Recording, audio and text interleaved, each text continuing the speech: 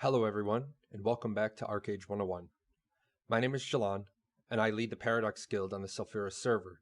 So if you're on Sulfura and you need anything, feel free to message me in-game or send me an in-game mail.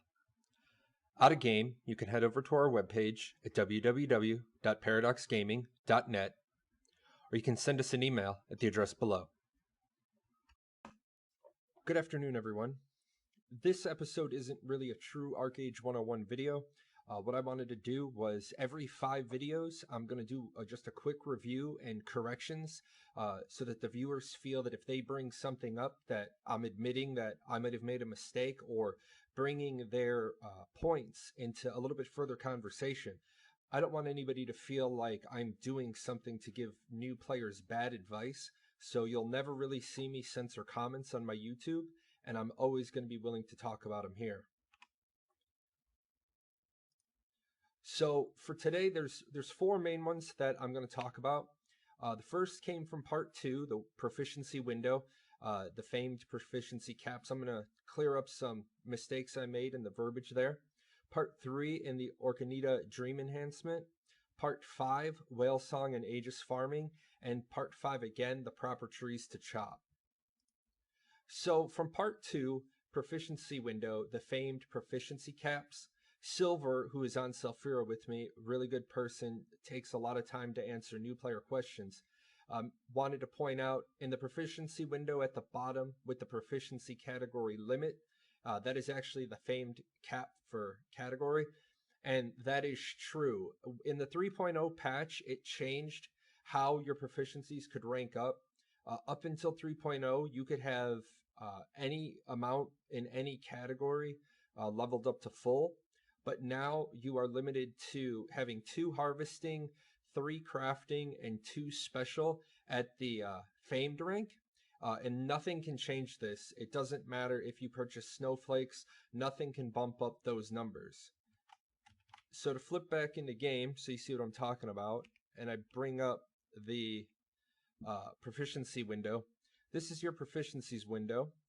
And on the bottom here, proficiency category limits, harvest 2 of 2, crafting 0 of 3, special 2 of 2. That's because I have logging and gathering under harvesting maxed, and I have farming ready to be upgraded, but as you can see, I'd have to downgrade 1. In crafting, I don't have anything high level, and then in special, again, I have larceny at 232, I have commerce at 196, and it's on its way to 230. And then I have construction at 182, but again, I can't level it because I already have 2 in special. So I hope that cleared that one up.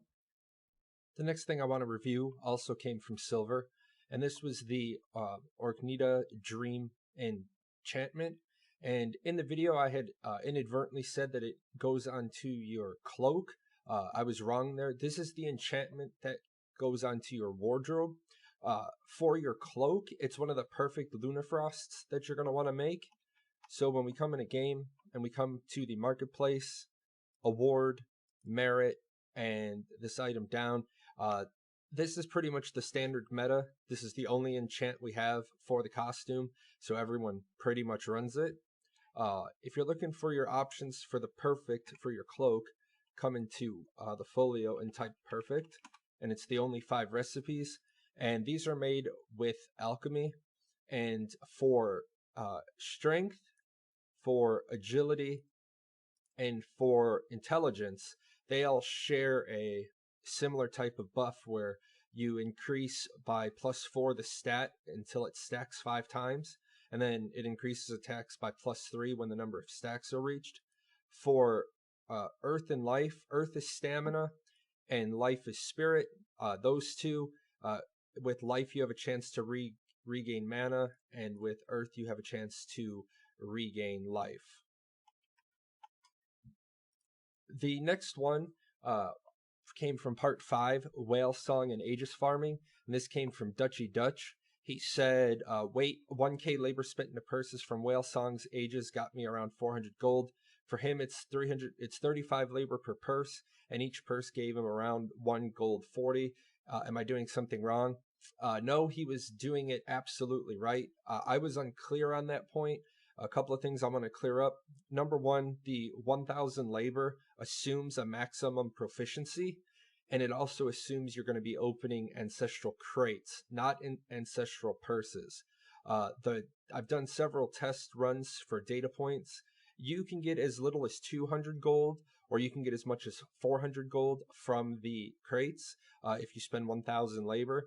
Because you have a variable number of regrade brazers and trees, Archeum trees that come out. Those have basically become vendor fodder again. You're going to usually average right around 300, but the other thing that's going to affect is how much Mysterious Garden power you get and how much the Mysterious Garden power is going for on that day. The last one I want to talk about came from part 5, the proper trees to chop. And Thrasos from the Archeage Reddit put it up. He put it right out there. He said, the fact that you've made like 2 videos telling people to run around everywhere and cut down fruit trees makes me think that you're making my gold selling fruit, and that I think I'm going to face competition from randoms selling wild fruit. And this was actually spot on. It wasn't spot on in so much as the fact that I sell fruit. I don't produce orchard puree. But what it was is I piece together my videos. I film different segments, and sometimes things happen like I goof and I forget to turn my desk mic on. Oh, and I have my headset mic up, so I'm not recording anything. So I'm going to fix the logging piece first. There are several places that you can still find actual trees that are worth cutting down. This one is in Felcourt Plains on the road out to Tiger Spine. You can find these wild birch trees. This is also the place that once upon a time I found 2 Thunderstrucks just sitting here. Nobody had touched them. So if you're looking for lumber, or you need to get lumber, this spot right here in Felcourt works really well. The next spot is down here in Hasla.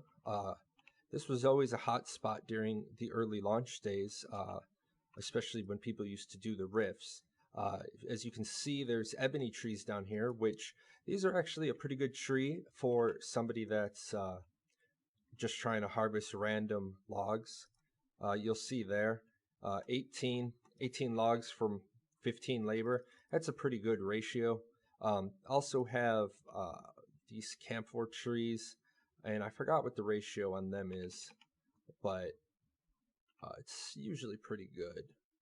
Yeah, 15 logs for 17 trees. So this is somewhere you can come down and generally not get messed with too much. You can zip around the abandoned drill camp, come around the back, and I'm going to be talking about all these little monsters here in a future video once I get more of you settled in. As we drive through here on your left, this would be where Hanur spawns, just a random piece of trivia. And as you work your way all the way into the back, usually there's a couple of more trees back here. Yeah, you'll see a couple of trees. And the big thing about that comment, though, is I appreciate the fact that he took the time to put it out there. Because 2 things. Number one, there are a lot of people out there that tell new players bad information because they want to not directly exploit, but indirectly exploit people. I've seen people do some stuff like, I'll give you worms and you go bait fish and I'll give you this much gold. And the person thinks that they're getting something for it, but in the end, they're actually losing a lot of money. And I know some people were mad at me about the whole blank regrade scroll thing I showed the other day, but my opinion is we got to give the new players some way to make gold, because if they can't make gold, they're not going to stay. And that's it for the review of parts 1 through 5. Don't be afraid to call out anything in parts 6 through 10 that you see that need to be spoken about a little bit more, or there needs to be more guidance. I will be doing one of these videos every 5 videos, just in case something is presented and it's not quite clear. I also want everybody to know what's coming up in the future. So some of the upcoming videos that people have asked me to do, or specifically have sent me an email on, is I'm going to talk about housing and land. I'm going to talk about consumables for PvE versus PvP. And I'm going to talk about guild cloaks, costumes, and underwear, which is really a quick and easy way for you to get caught up, at least with some stats, to the people that have been playing for 3 years. And that's everything I have for you today. I'm Jalon from the Sulfuria server. If you're on Sulfuria and you need something, go ahead and send me an in-game message or mail. Check out our website or send me an email to the address below. That's it. Class dismissed. Hey, you. Yes, you. Yeah, you. I'm talking to you. Hit that subscribe button. Watch a couple of more videos. Go check out our website.